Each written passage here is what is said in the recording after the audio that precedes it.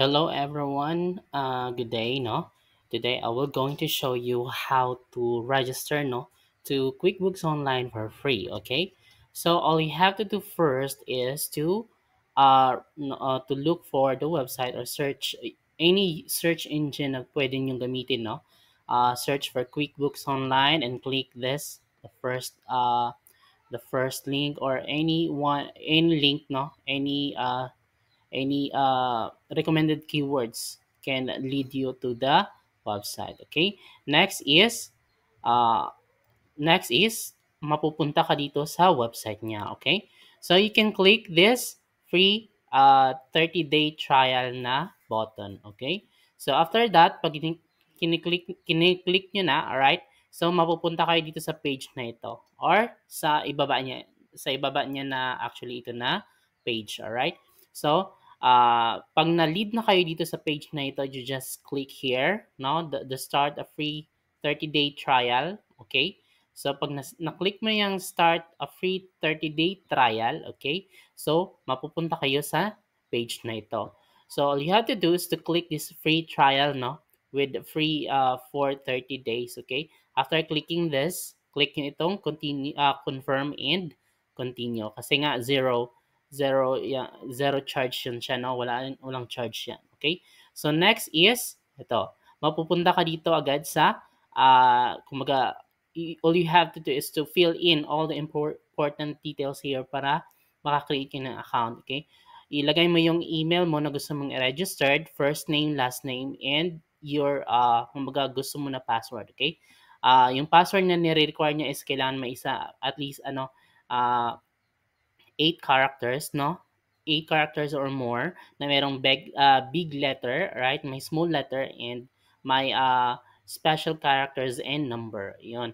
So phone number is not actually required but recommended kasi mas madaling ma-retrieve, no, yung ating account if ever na may na-registered na number doon. Okay? So kahit hindi kayo naka-register and nalimutan yung password ng email niyo, wala kayong access sa email niyo, you can still retrieve your Intuit QuickBooks account using your mobile number. Okay? So after filling in, no, kahit na walang number dito, you can click start your free 30-day trial. So if ever na na-click na natin ito,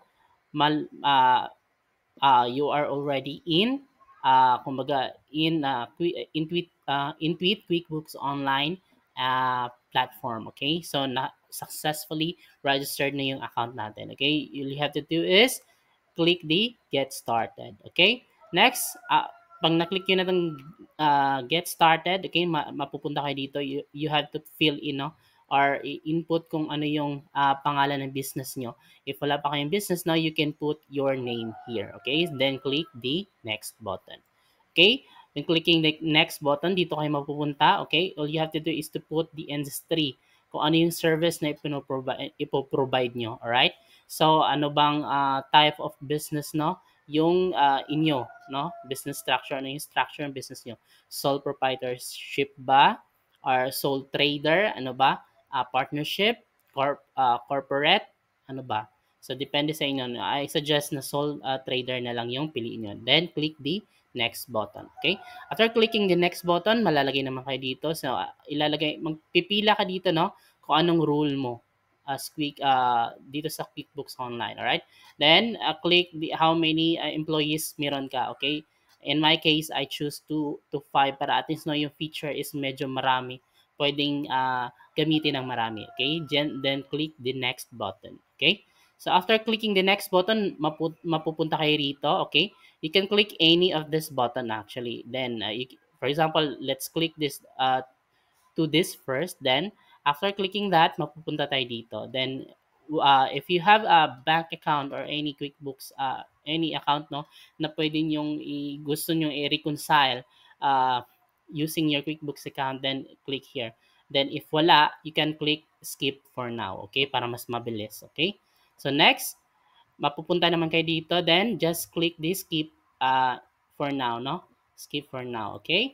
So, dito din, mapupunta ka sa, for example, you have to set up your invoices. Then, pwede naman siya gawin, no? After this, na all set na yung account niyo. So, skip lang muna natin, okay? Then, after that, pag na-skip nyo na, mapupunta kayo ulit dito, no? So, kahit na hindi mo i-click yan, skip lang, no? We can set this everything later on if fully kuha na siya, na open na yung dashboard natin, okay? Just click this, skip now, okay? So, pag na-click nyo na skip now, no, maglo-loading siya, then everything will set, no? Then, mapupunta kayo, if everything is already set, no, mapupunta kayo dito or lalabas na itong let's go button, okay? So, pag lumabas na ito, just click the let's go button, then mapupunta na kayo dito sa dashboard ng inyong account. Okay? If you want to, kumbaga, i-set up, kung gusto mo i-set up yung account mo, no, personalize mo or input mo lahat ng personal details or information mo, just click logo and all the information na nandoon is lalagay mo. So, yung logo, pangalan mo, pangalan ng company at pangalan mo rin, okay? So, ayan, anong structure ng business mo, alright? So, anong industry ka? Okay, yung email ng business mo, alright? So, address ng business mo and all the required information, okay? As you can see, no, dito sa ating itong dashboard ng ating QuickBooks Online account. So, dito lahat yung navigation bar or kung saan pipili ka ng, for example, mag-input ka ng expenses, no? Customers, ayan, add new customers, ayan, dashboard, transaction, makikita mo expenses, and everything you need, okay? So that's all. I hope this video helps you to create your free QuickBooks account, and I know lahat is na maraming nahirapan, no? How to create the free QuickBooks account kasi nga sabi nila is naghihingi ng payment, no? So that's how to navigate or to register your free QuickBooks account without even no yung ilagay yung ating personal bank details or card details. All right? Thank you everyone and have a great day.